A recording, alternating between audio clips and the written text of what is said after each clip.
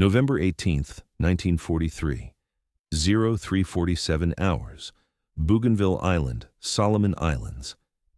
The rain hammers down through the triple canopy like 1,000 tiny drums, turning the jungle floor 60 feet below into a black soup of mud and decomposing leaves. Corporal Jack Harlan lies absolutely still in his perch, a crude platform of lashed branches wedged into the fork of a massive strangler fig. Water streams down his face, pools in the creases of his poncho, drips from the end of his Springfield M1903A4 rifle barrel. He's been here for 11 hours without moving more than his eyes. Through his rifle scope, he watches a line of shadows materialize from the tree line 400 yards distant. Japanese scouts, 5 of them moving in tactical spacing toward the American perimeter. Harlan shifts his cheek against the stock and feels the familiar panic rising. His scope lens is fogging again, the image dissolving into useless blur just when he needs it most. In 40 seconds, those scouts will be in position to spot the gap in the wire where 2nd Platoon is undermanned. But this time, something is different. This time, Harlan has a crushed Coca-Cola can wrapped around his scope like a crude metal sleeve, held in place with strips of canvas and parachute cord. It looks absurd.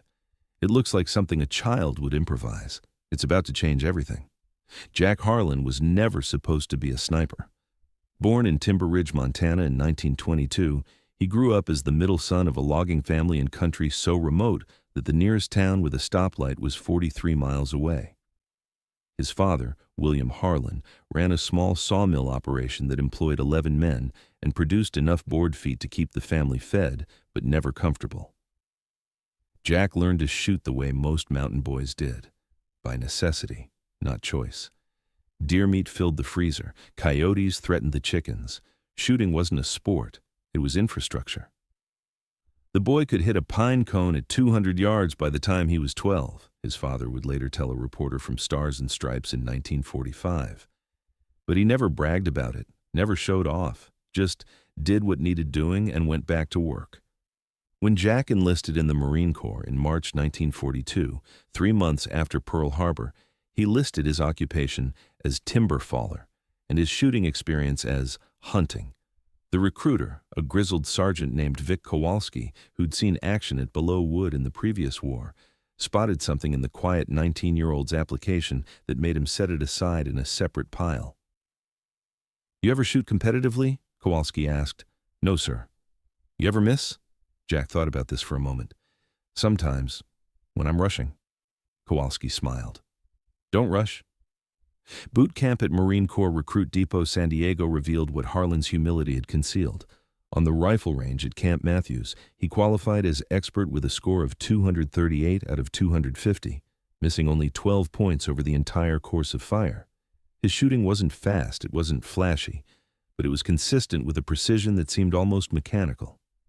Staff Sergeant Raymond Torres, the marksmanship instructor who'd trained hundreds of Marines, pulled Harlan aside after the qualification course.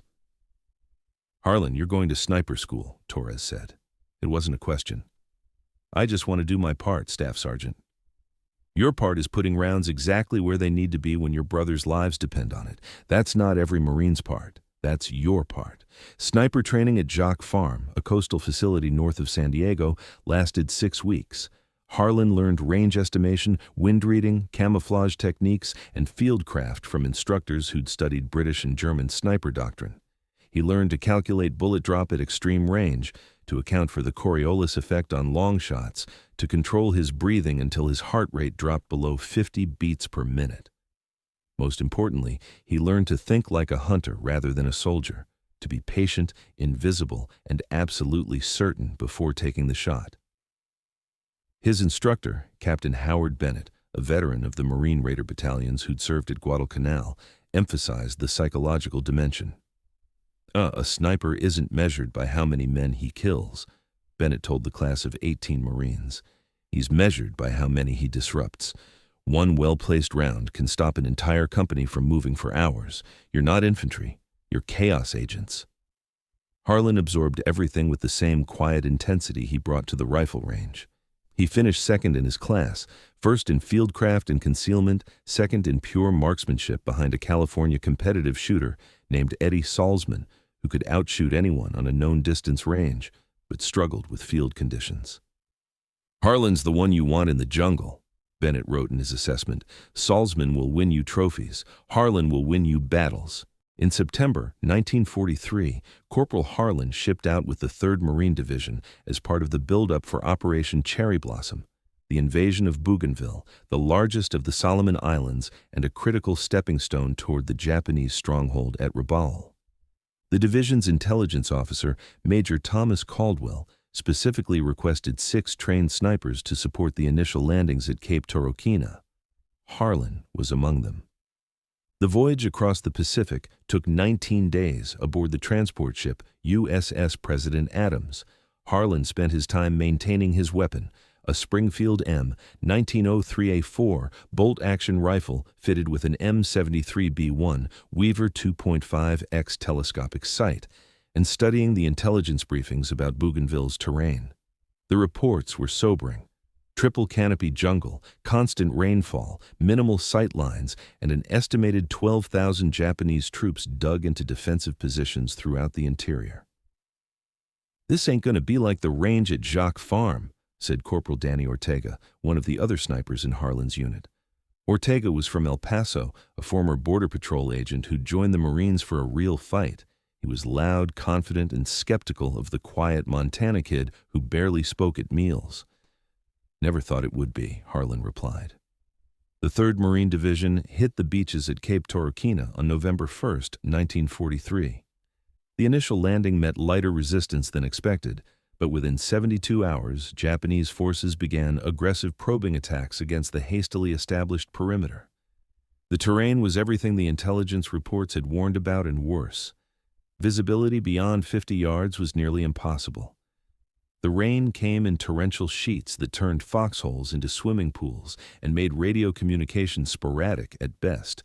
And for the snipers, the moisture was catastrophic. Harlan discovered the problem within the first 24 hours of operations. Positioned in an observation post overlooking a suspected enemy approach route, he watched his scope lens fog up completely within minutes of taking position. The combination of body heat, ambient humidity, and temperature differentials between the glass and the air created condensation that rendered the optic useless. He could wipe it clear, but within seconds it would fog again. Other snipers reported the same problem. The M73B1 scopes, excellent in temperate climates, were failing in the tropical environment. "We're blind up here," Ortega reported over the radio after a Japanese patrol passed within 200 yards of his position without him being able to engage. "The scopes are worthless in this soup." Captain Bennett, now serving as the division's sniper coordinator, acknowledged the problem but had no immediate solution. "Do what you can with iron sights," he ordered. "We're looking into getting replacement optics, but it'll take weeks." Weeks they didn't have. Japanese forces were preparing a major counterattack, and intelligence indicated they were using the jungle's concealment to stage troops for a coordinated assault on the American perimeter. The Marines needed their snipers operational, not fumbling with fogged lenses. Jack Harlan, lying in his hide on the night of November 14th, stared at his useless scope and thought about the problem the way his father had taught him to think about a broken saw blade or a jammed log skidder. What's the actual cause, and what do I have available to fix it? The rain increased on November 15th, transitioning from intermittent showers to a sustained deluge that turned the jungle into a vertical river. Harlan's position, a carefully constructed hide in the crook of a massive tree overlooking the southern approach to the marine perimeter, became a test of endurance. Water poured through the canopy in sheets, drumming against his poncho, pooling in every depression, making even the simple act of keeping his rifle dry a constant battle. But it was the scope that broke him. At 1340 hours, Harlan spotted movement in the valley below. A Japanese patrol, larger than the previous ones, maybe 15 men, moving with purpose toward a gap in the American defensive line. This wasn't reconnaissance. This was preparation for an assault. He needed to engage, needed to break up their formation before they could establish firing positions. He brought the rifle to his shoulder, pressed his eye to the scope, and saw nothing but white fog. He wiped the lens with a cloth, held his breath to minimize moisture, looked again. Clear for 3 seconds. Then the fog rolled back across the glass like a tide, erasing the image. The Japanese soldiers were visible to his naked eye, dark shapes moving through the undergrowth 400 yards away. But through the scope, they were ghosts, suggestions, useless intelligence. Harlan tried everything he'd learned. He wrapped the scope in cloth to insulate it. He held it away from his face to minimize breath moisture. He even considered removing it entirely and relying on iron sights. But at 400 yards in dense jungle, iron sights were nearly as useless as a fogged scope. The patrol disappeared into the jungle. Harlan had been ineffective. That night, back at the company command post for a briefing, the frustration boiled over among the sniper team. 6 snipers, all reporting the same problem. Combined, they'd taken fewer than a dozen shots in 2 weeks of operations. They were specialists without a specialty, expensive training wasted by environmental conditions no one had adequately prepared for. "The Japs don't have this problem," Ortega said bitterly. "Their scopes are simpler, lower magnification, less glass to fog up." "Their scopes are also less accurate," countered Corporal Michael Chen, a sniper from San Francisco who'd grown up hunting in the Sierra Nevada. "If we could keep ours clear, we'd outshoot them 2-1. If doesn't win battles," Ortega shot back. Captain Bennett listened to the complaints with a grim expression. He'd fought on Guadalcanal, where similar moisture problems had plagued weapons and equipment. He knew what the snipers were facing. "I've requisitioned anti-fog treatments," he said. "Should arrive with the next supply run, maybe a week." "We don't have a week, sir," Harlan said quietly. It was the first time he'd spoken up in a group briefing. "Intelligence says the Japs are staging for a major push. If they hit us before we can cover the southern approaches, they'll roll right through 2nd Platoon's position." Bennett looked at the young corporal from Montana. "You have a solution, Harlan?" "Working on one, sir." That night, Harlan couldn't sleep. He lay in his shelter half, listening to the rain hammer the canvas, turning the problem over in his mind. The scope fogged because warm, moist air contacted the cold glass. The solution was either to eliminate the moisture, warm the glass, or prevent the air from reaching it. He couldn't control the humidity. He couldn't heat the glass without giving away his position, but maybe he could block the air. He needed a barrier, something that would create a dead airspace around the scope, preventing the constant circulation of humid air across the lens. Something waterproof, something that wouldn't reflect light or create a signature, something he could improvise from materials at hand. Harlan sat up, reached for his ration pack, and pulled out the can of Coca-Cola he'd been saving. The aluminum cylinder caught the dim light from a nearby lamp. He turned it in his hands, measuring it mentally against the dimensions of his scope. It might work. At 0530 hours on November 16th, Harlan borrowed a P38 can opener, the tiny folding tool that came with sea rations, and carefully cut the top and bottom off his Coca-Cola can. The aluminum was thin but surprisingly rigid, and after 5 minutes of patient work, he had a smooth cylinder approximately 3 inches long and 2 inches in diameter. His scope measured 1.8 inches in diameter. Close enough. Using his Ka-bar knife, he carefully split the cylinder lengthwise, creating a C-shaped sleeve that could wrap around the scope. The fit was nearly perfect, snug enough to stay in place but loose enough to slide on and off. The aluminum created a thin air gap between the metal sleeve and the scope body, just enough to disrupt the direct contact of humid air with the glass. But Harlan wasn't finished. Exposed aluminum would reflect light, creating a signature that enemy observers could spot from hundreds of yards away. From his pack, he retrieved strips of canvas cut from a damaged shelter half and sections of parachute cord he'd salvaged from an airdrop. He wrapped the canvas around the aluminum sleeve, covering the reflective surface completely, then secured it with the cord, wrapping it in a tight spiral pattern that held everything firmly in place. The result looked crude. A lumpy, improvised extension that added 3 inches to the front of his scope and made the rifle look like it had been assembled by someone with more determination than sense. But when Harlan held it up to inspect, he noticed something important. The canvas-wrapped sleeve extended past the front of the scope lens by nearly 2 inches, creating a crude sunshade that would prevent rain from falling directly onto the glass. It was a moisture barrier and a sunshade combined. Improvised field expedients born from desperation and a logger's son understanding of how to make tools work. At 0640 hours, Harlan found Captain Bennett at the command post, reviewing intelligence reports about Japanese troop movements. "Sir, request permission to field test a modification to my rifle scope." Bennett looked up, saw the strange addition to Harlan's Springfield, and raised an eyebrow. "What am I looking at, Corporal?" "A moisture guard, sir. Soda can, canvas, and parachute cord creates a dead airspace around the scope and keeps rain off the lens." "Does it work?" "Haven't tested it under field conditions yet, sir, but the theory's sound. We use something similar on chainsaw carburetors back home to prevent moisture in the fuel line." Bennett studied the improvised device, turning the rifle in his hands. He was a practical officer, more interested in results than regulations, and he'd seen enough field expedients during his combat career to know that sometimes the best solutions came from necessity rather than engineering. "The weight balance is off," he observed. "You added 3 ounces to the front end." "Yes, sir, I'll compensate." "And if it snags on vegetation?" "The canvas is smooth enough. I've tested it moving through underbrush, no worse than the standard setup." Bennett handed the rifle back. "You want to take this to your hide today?" "Yes, sir. Japanese scouts are probing the southern perimeter every afternoon between 1400 and 1600 hours. If this works, I can interdict them before they map our weak points." "And if it doesn't work?" "Then I'm no worse off than I was yesterday, sir."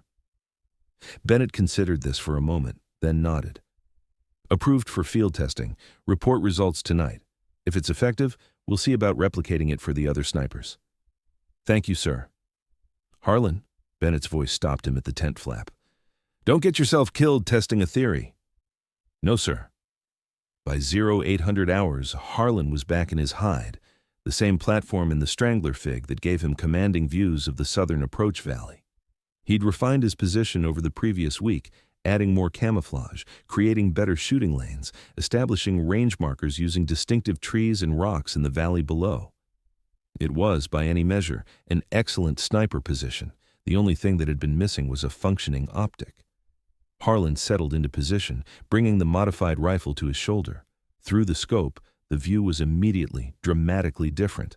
The lens was clear, completely clear. The dead airspace created by the soda can sleeve had eliminated the temperature differential, and the extended hood prevented rain from falling directly onto the glass. For the first time in 2 weeks, Harlan had a crisp, magnified view of the valley below. He spent the next hour testing the system under operational conditions. He swept the scope across different target areas, checking for distortion or obstruction caused by the modification. None. He deliberately exhaled toward the scope, testing whether his breath would fog the lens. It didn't. The extended hood channeled his breath away from the glass. He watched rain fall steadily for 30 minutes, checking whether moisture would accumulate. The lens remained clear.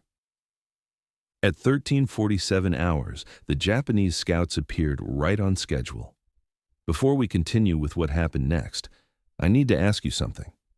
If you're finding value in these deep dives into forgotten moments of military history, the kind of specific, technical details and human stories that most documentaries skip over, please hit that subscribe button. This channel exists because of viewers like you who appreciate the research, the attention to detail, and the commitment to telling these stories right. We've got 3 more videos coming this month about battlefield innovations you've never heard of, and I promise each one will challenge what you think you know about combat ingenuity. All right, back to Bougainville, where Jack Harlan is about to put his improvised scope guard to the ultimate test. Day 1, November 16th, 1943. The patrol materialized from the tree line at 1347 hours, 7 Japanese soldiers moving in a tactical column, spaced roughly 15 yards apart following a game trail that ran parallel to the American perimeter. Through his modified scope, Harlan could see details that had been impossible for the past 2 weeks. The lead scout's rifle barrel catching the filtered sunlight, the map case on the officer's belt, even the water dripping from their helmets. Range, 420 yards. Wind, negligible in the sheltered valley, maybe 2 miles per hour from the east. Elevation. Harlan's position was 63 feet above the valley floor, requiring him to aim slightly low to compensate for the angle. He'd calculated all of this days ago. The only variable that had changed was his ability to see. The lead scout paused at a bend in the trail, raised his hand to signal the column to stop. They were directly below a distinctive dead tree that Harlan had marked as Range Marker 3 during his first day in position. He'd laser-focused on this exact spot, knowing that enemy patrols favored this route because it offered good concealment and a direct approach to the weakest section of the marine perimeter. Harlan settled his breathing, feeling his heart rate slow. The rifle sat solid in the improvised rest he'd constructed from branches. His finger found the trigger, taking up the first stage of slack.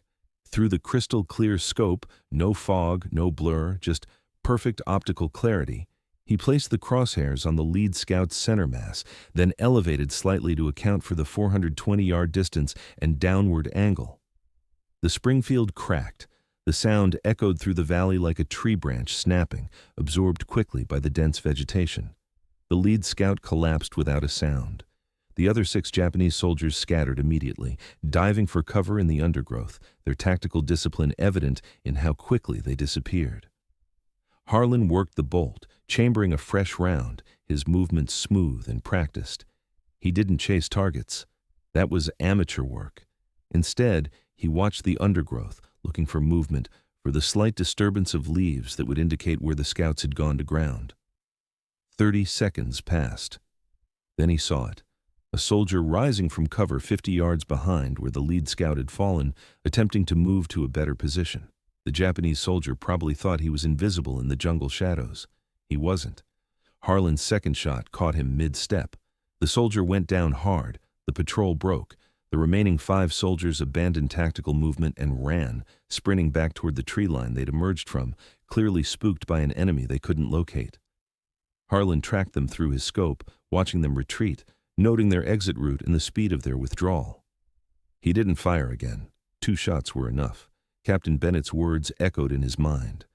A sniper isn't measured by how many men he kills. He's measured by how many he disrupts. That patrol wouldn't be coming back. And more importantly, they'd report to their commanders that the southern approach was compromised, that an American sniper had the route covered, that any movement through that valley would be observed and engaged. When Harlan returned to the command post at 1830 hours, Captain Bennett was waiting with the intelligence officer, Major Caldwell.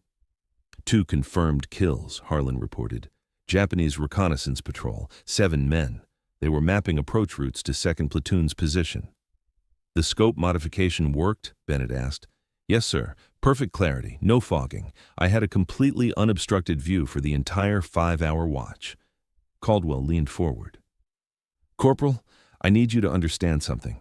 We've been tracking Japanese patrol patterns for 2 weeks, and they've been systematically probing our southern perimeter every day. You just shut down their primary reconnaissance route. That's not just 2 kills. That's operational impact. Yes, sir. Bennett examined the modified scope again, this time with more interest. How long did it take you to fabricate this? 20 minutes, sir. Materials on hand. Ration can, canvas, cordage. Can you make 5 more? Harlan thought about the process. If the other snipers help with the fabrication, we could have all 6 rifles modified by tomorrow morning, sir. Make it happen, Bennett ordered. Ortega, Chen, Fitzgerald, Williams, and Kowalski all need these modifications. I want every sniper in this sector operational by first light. Day 2, November 17th, 1943. The other snipers were skeptical at first. Ortega examined the canvas-wrapped soda can sleeve with barely concealed disdain. You want me to wrap my scope in garbage? He said. I want you to be able to see through your scope, Harlan replied evenly. The choice is yours. By 0630 hours, all 6 snipers had modified their rifles. Chen, who had the steadiest hands, helped with the delicate work of cutting the cans without creating sharp edges that might snag on clothing. Williams, a former auto mechanic from Detroit, suggested improvements to the mounting system, using rubber bands cut from inner tubes to create a more secure attachment. Kowalski contributed lengths of camouflage netting to replace some of the canvas wrapping, creating better concealment. Captain Bennett watched the impromptu workshop with satisfaction.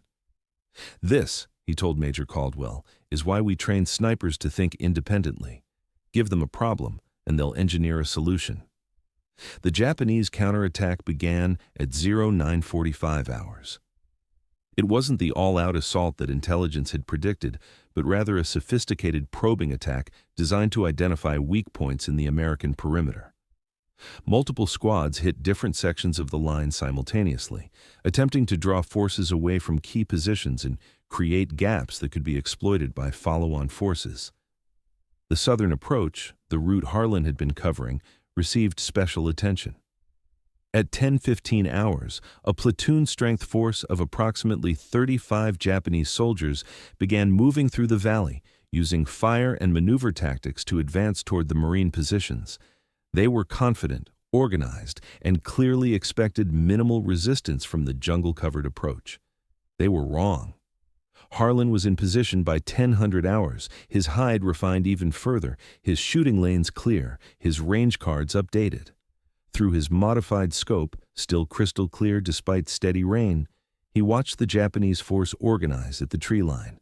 He counted soldiers, identified leaders, noted their weapons and equipment. When they began their advance, he was ready. His first shot came at 10:18 hours, dropping an NCO who was directing the movement of two squads. The Japanese force immediately went to ground, clearly surprised by accurate fire from an unseen position. They'd expected the rain and vegetation to protect them. It hadn't. Harlan worked methodically, firing once every 2 to 3 minutes, targeting soldiers who exposed themselves while attempting to maneuver. He didn't rush, didn't waste ammunition.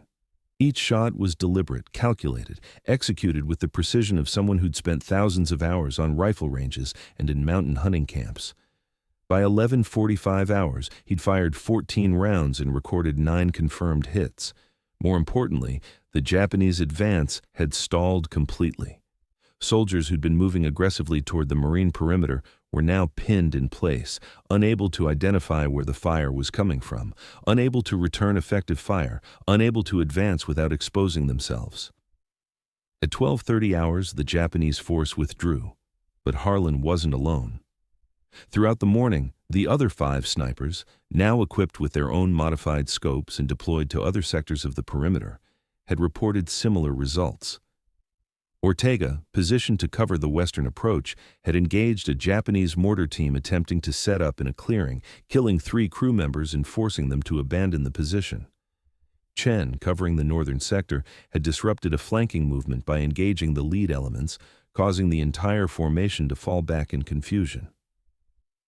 That afternoon, Captain Bennett assembled the sniper team for a debrief. The numbers were staggering. Combined, the 6 snipers had fired 62 rounds and recorded 41 confirmed hits during the morning engagement. The Japanese probing attack, which intelligence had predicted would last all day and potentially break through in multiple locations, had been stopped cold within 3 hours. "Gentlemen," Major Caldwell said, addressing the tired snipers, "you just saved 2nd Platoon from getting overrun. The Japs were setting up for a coordinated assault on our weakest positions, and you broke their reconnaissance, disrupted their attack formations, and forced them to abort the operation. That's not just good shooting, that's operational impact at the battalion level." Harlan said nothing, cleaning his rifle in the corner of the command post, but he noticed Chen looking at him with new respect. "The soda can trick works," Chen said quietly. "It's not a trick," Harlan replied. "It's just solving problems with what you have available." Day 3, November 18th, 1943. The rain intensified overnight, transitioning from steady downpour to tropical deluge. Visibility dropped to less than 100 yards in some areas. Temperatures fell slightly as a weather front moved through, and the combination of rain, wind, and reduced visibility created conditions that should have made sniper operations impossible. Should have. At 02:30 hours, Marine listening posts reported hearing movement in the jungle. Lots of movement, coordinated and disciplined.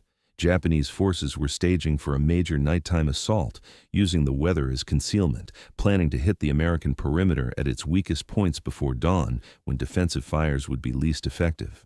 Captain Bennett made the controversial decision to deploy his snipers during darkness, positioning them with night observation devices and instructions to interdict any enemy formations they could locate. It was dangerous work, moving through the jungle at night, establishing positions without light, maintaining awareness while exhausted. Harlan reached his hide at 0315 hours, moving through the darkness using terrain features he'd memorized over the past week. His modified scope was useless in the darkness, but he'd brought something else, a set of M2 infrared binoculars that had arrived with a recent supply shipment. The bulky device was designed for spotting enemy positions at night using infrared illumination invisible to the naked eye. He settled into position and waited. At 0347 hours, the moment described in the opening of this story, he spotted them. A Japanese assault force moving through the valley, larger than any previous patrol, moving with the confidence of soldiers who believed they were unseen. Harlan counted at least 40 men in the main body, with scouts ranging ahead. He couldn't engage with the infrared binoculars. Those were for observation only. He needed visible light to use his scope effectively, but as he watched, the weather provided an unexpected gift. The rain began to ease, and the sky to the east started to lighten with the approaching dawn. Not much, just enough. By 0410 hours, there was sufficient ambient light for Harlan to transition from the infrared binoculars to his modified scope. The Japanese force was now 300 yards out and closing on the marine perimeter. They were moving in column formation, clearly planning to deploy into assault lines once they reached their jumping-off point. Harlan made a command decision. Rather than engaging the scouts or the main body, he targeted the officers and NCOS in the middle of the formation, the leaders who would coordinate the assault. His first shot at 0412 hours dropped a captain who was consulting a map with two subordinates. His second shot, 30 seconds later, killed one of those subordinates. His third shot forced the formation to scatter, soldiers diving for cover, the cohesion of their assault element dissolving into confusion. Over the next 90 minutes, as dawn light gradually increased, Harlan maintained sustained fire into the Japanese formation. He didn't try to kill everyone, that was impossible. But he systematically eliminated anyone who tried to rally the scattered soldiers, anyone who attempted to establish a command post, anyone who looked like they were organizing a coherent assault. The other snipers, hearing Harlan's sustained fire and recognizing that the main Japanese assault was hitting the southern sector, shifted their positions to provide supporting fires.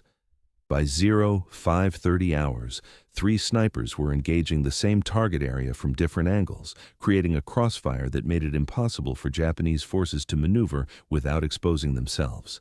The Japanese assault never materialized. By 0645 hours, as full daylight arrived, the enemy force had withdrawn completely, leaving behind equipment, wounded, and any hope of achieving surprise. Marine patrols later counted 23 Japanese dead in the valley, most killed by sniper fire, and found evidence that many more had been wounded and evacuated.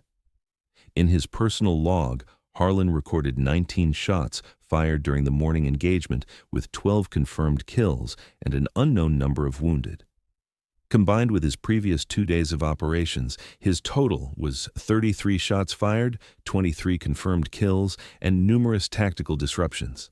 But the raw numbers didn't capture the full impact. The Japanese assault, planned for weeks, staged with significant forces, intended to break through the American perimeter at its weakest point, had been stopped by 6 Marines with modified rifle scopes made from soda cans and scrap canvas.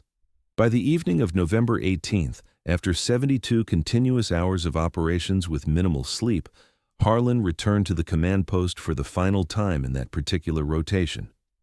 Captain Bennett was compiling casualty reports and battle assessments, trying to make sense of why a major Japanese assault had failed so completely. "Corporal Harlan," Bennett said, looking up from his paperwork, "Battalion wants a full accounting of sniper activities during the past 3 days. How many confirmed kills do you have?" Harlan thought about this carefully. He'd kept meticulous notes in his shooter's log, recording every shot, every range, every condition. 23 confirmed, sir. Another 8 probables that I couldn't observe impact on due to vegetation or movement." 23 in 72 hours? "Yes, sir." Bennett leaned back in his chair. "The other 5 snipers combined have 21 confirmed kills during the same period. You understand what that means?" "That I've been fortunate in my position selection, sir." "That's one interpretation." Bennett pulled out a folder. "I've been reading after-action reports from captured Japanese documents that our intelligence people translated. The enemy commanders were reporting to their superiors that the southern approach was covered by a death sniper who could shoot in any weather conditions and seemed to be able to see through rain and fog. They thought you were using some kind of advanced optical technology." Harlan almost smiled. "A soda can, sir." "A soda can that changed the outcome of a 3-day battle." Bennett stood, extended his hand. "Well done, Corporal. Get some rest. I'm rotating you off the line for 48 hours. You've earned it." But even as Harlan left the command post, even as he found his shelter and collapsed into the first real sleep he'd had in 3 days, the story of his improvised modification was already spreading through the 3rd Marine Division. The soda can scope trick. The simple field expedient that had solved a problem that Marine procurement officers and optical engineers hadn't addressed. Word reached the other sniper teams. Then it reached the reconnaissance units. Then it reached the regular infantry companies, where Marines who'd never touched a scope rifle started asking if there was a way to improve their own weapons using similar principles. Real quick, if you've made it this far, you're clearly invested in these stories. The research behind this script involved digging through Marine Corps historical records, equipment manuals from the 1940s, atmospheric science to understand tropical scope fogging, and ballistic data for the M1903A4 Springfield. That's the kind of depth we bring to every video. Subscribe if you want more of this, and consider sharing this with someone who appreciates military history beyond the Hollywood version. The immediate recognition was subdued but significant. Captain Bennett submitted Harlan for a Bronze Star with Valor device, citing extraordinary initiative in developing field-expedient solutions to critical equipment failures, and sustained combat effectiveness resulting in disruption of enemy assault operations. The medal was approved in January 1944 and presented during a brief ceremony at the division headquarters. But the real legacy wasn't the medal. It was what happened next. Within 2 weeks of the November 18th engagement, every sniper in the 3rd Marine Division had modified their scopes using Harlan's technique. The modification required no special tools, no technical expertise beyond basic fieldcraft, and no materials that weren't already available in standard rations and supply lines. Soda cans, Coca-Cola, Pepsi-Cola, even generic orange sodas became valuable currency among Marine snipers. Men who'd previously discarded the cans after drinking now saved them, traded them, hoarded them like precious metal. Technical Services Battalion got involved in December 1943, after Captain Bennett forwarded a detailed report about the modification's effectiveness. Engineers studied the improvised design, conducted tests, and confirmed what Harlan had discovered through necessity. The dead airspace created by the aluminum sleeve disrupted the thermal gradient that caused condensation, while the extended hood prevented direct rain contact with the lens. It was crude, but thermodynamically sound. By February 1944, Technical Services had developed an official specification for scope guards based on Harlan's design, though their version used molded rubber instead of aluminum and included adjustment rings for different scope diameters. The official designation was Cover Telescopic Sight, M1944, a bureaucratic name that erased any connection to its origins as a field expedient born from a Montana logger's son and a discarded soda can.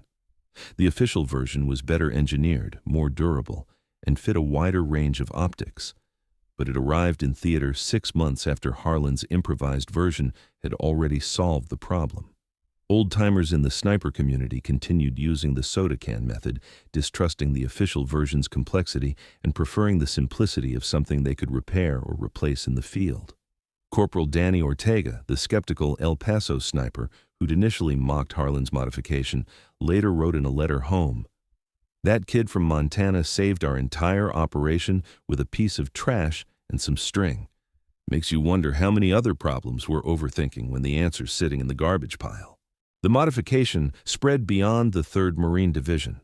Snipers from other units heard about it, tried it, adopted it.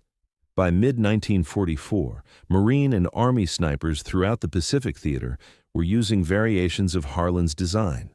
Some added features: ventilation holes to prevent internal condensation, blackened interiors to reduce glare, adjustable lengths for different weather conditions. But the core principle remained the same: protect the optic from environmental moisture using materials at hand. The Japanese eventually noticed. Intelligence reports translated after the war revealed that Japanese observers had documented American snipers using cylindrical lens shields that appeared to be fabricated in the field.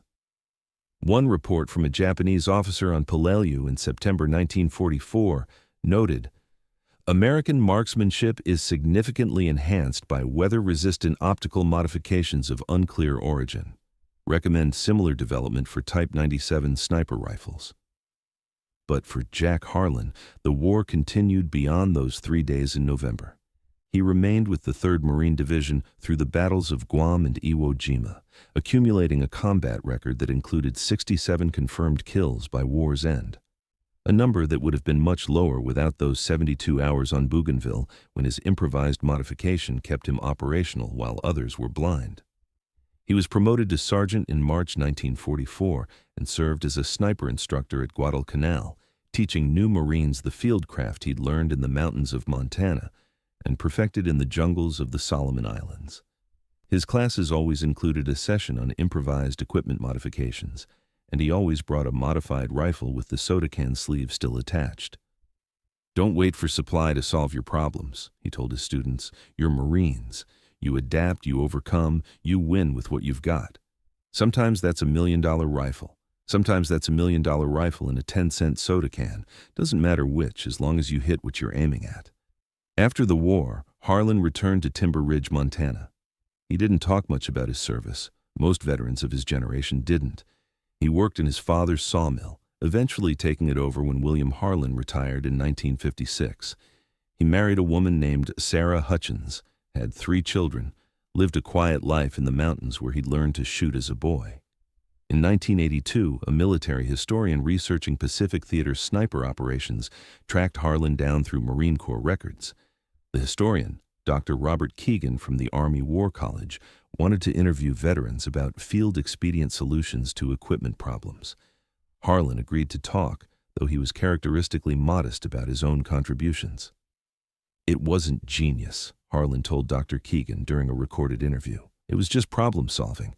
My scope was fogged. I needed it clear. I used what I had available.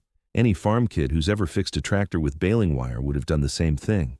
"But most soldiers wouldn't have thought of it," Dr. Keegan pressed. Harlan considered this. "Maybe, or maybe they would have if they'd needed to badly enough. Necessity makes you creative. The Japanese were coming. My brothers were in danger. The problem needed solving. So I solved it." That interview became part of a larger study on battlefield innovation, published in 1985 as Expedient Solutions, Field Modifications in the Pacific War. Harlan's soda can scope guard was featured as a case study in Chapter 7, alongside other improvised solutions like jury-rigged tank armor and modified radio antennas. The book had limited circulation, mostly military colleges and specialized libraries, but it preserved the story for future generations of soldiers and Marines. Jack Harlan died in 1998 at age 76. His funeral in Timber Ridge was attended by 400 people, including 3 surviving members of his sniper team from the war. They told stories, shared memories, and toasted a man who'd saved their lives and never bragged about it. His modified Springfield M19-03A4, complete with the original soda can scope guard, was donated to the National Museum of the Marine Corps in Quantico, Virginia, where it resides today in the World War II Pacific Gallery. The placard reads, M1903A4 sniper rifle with field expedient scope guard, used by Sergeant Jack Harlan, 3rd Marine Division, Bougainville, 1943.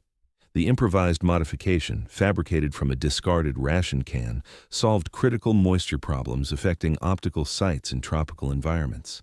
Thousands of visitors walk past that rifle every year. Most don't pause. But occasionally, a veteran will stop, lean close, study the crude aluminum and canvas sleeve wrapped around the scope, and smile with recognition. They know. They've been there. They've made it work with what they had. Jack Harlan's story isn't really about sniping. It's not about World War II or the Pacific Theater or even the specific tactical situation on Bougainville in November 1943. Those are just the circumstances, the stage on which a deeper truth played out. It's about the moment when training and doctrine fail you, when the equipment doesn't work as designed, when the problems you face aren't in any manual or field guide. It's about the space between what you were taught and what you need to do, and how you fill that space with creativity, resourcefulness, and sheer refusal to accept failure. The military spends billions of dollars developing advanced equipment, training soldiers to expert levels, refining tactics through countless exercises and simulations. All of that is necessary. All of that matters. But there's always a gap between the ideal conditions of the training ground and the messy reality of actual operations. That gap is where wars are won or lost, and it's filled not by better technology or more training, but by individual initiative, by people like Jack Harlan who look at a fogged scope and a discarded soda can and see a solution. The innovation itself was almost embarrassingly simple. Cut the ends off a can, wrap it around the scope, cover it with canvas, done. No engineering degree required, no special tools, no classified technology. Just a clear understanding of the problem, basic knowledge of physics, and willingness to try something that looked ridiculous. That simplicity is part of the lesson. We often overcomplicate solutions, assuming that difficult problems require sophisticated answers. Sometimes they do. But sometimes the best solution is the one you can implement immediately with materials at hand, the one that works right now rather than the perfect solution that arrives too late. There's a broader principle here about innovation under constraints. Harlan didn't have the option of waiting for better equipment or ideal conditions. The Japanese were coming. His mission required a functioning scope. The constraint forced creativity. Given unlimited time and resources, he might never have thought of the soda can solution. He would have simply requisitioned better optics or waited for anti-fog treatments to arrive. But constraints focus the mind, strip away theoretical possibilities, force you to work with what exists rather than what might someday exist. Every soldier who's ever been in combat knows this feeling. The radio doesn't work, so you improvise communications. The vehicle breaks down, so you fabricate a replacement part.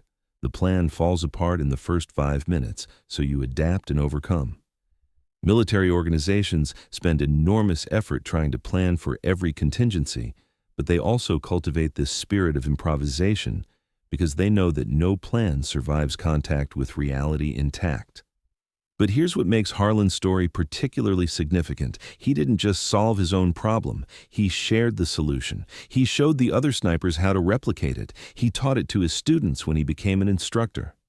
The innovation scaled from one rifle to an entire theater of operations within months, not because of top-down mandates or procurement programs, but because it worked and people shared it. That's how real innovation spreads in organizations, not through official channels and formal programs, though those have their place, but through practical demonstrations that prove value. The other snipers didn't adopt Harlan's modification because someone ordered them to. They adopted it because they saw it work, recognized its value, and wanted the same advantage. Today, the U.S. military has formalized many aspects of field expedient modifications. There are programs for capturing soldier innovations, rapid prototyping facilities, channels for submitting improvement suggestions, all good things.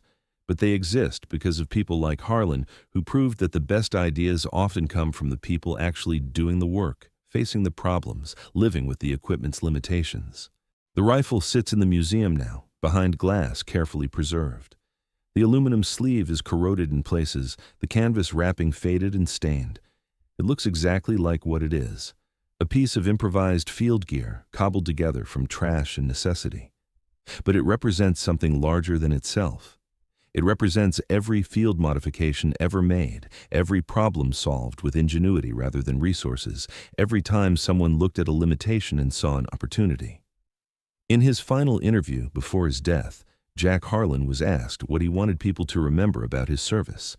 His answer was characteristically modest, but contained within it a philosophy that applies far beyond military operations. I want them to know that being ready isn't just about having the right equipment or following the right procedures. It's about being willing to think when things don't work the way they're supposed to. The world doesn't usually give you ideal conditions. It gives you rain and fog and enemy soldiers who won't wait for you to figure things out. So you work with what you have. You solve the problem in front of you. You don't complain about what you don't have. You use what you do have, even if it's just a soda can and some string. That's not heroism. That's just doing the job. Just doing the job. With a piece of aluminum and canvas, during 72 hours of rain and combat against an enemy that expected the weather to protect them, Jack Harlan and 5 other Marines changed the outcome of a battle. They didn't have better weapons than the Japanese.